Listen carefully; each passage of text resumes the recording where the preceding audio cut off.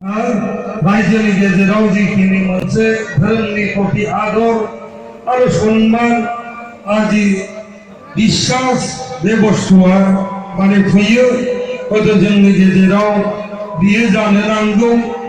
बेखायनो आङो दिनै बे फोरबोनि गेजेरजोंनो आङो गासै रायजो राजा अर्थात जाय बिबानगिरिफ्रा दिनै बेखौ लिडारशिप होदों दैदेनलांगासिनो दङ बिथांमोनखौ खावलायदों फैबाय थानाय दिनाव जाहाथे बेखौ आरोबाव जोङो जाहाथे मोजां कार्यक्रम खालामनो हायो। गामि ओनसोल बा गासै जोंनि जि बर' माहारिनि गेजेराव गोमालांनाय धोरोमनि प्रति जे जोंनि गुस्लायनाय बेफोरखौ जाहाथे जोङो मोनसे गोख्रों थांखि लानानै बे आफादा दावगालांगासिनो दङ।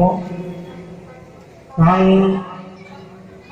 इन्डिभिजुवेलि बा आंनि व्यक्तिगत भाबै आङो दिनैल' नङा हयथ' जोङो आसा खालामबोदों जे बेवहाय जोंनि जिथु सोमावसारनाया अकल मोनसेल' खोथाखौ लानानै जायाखै।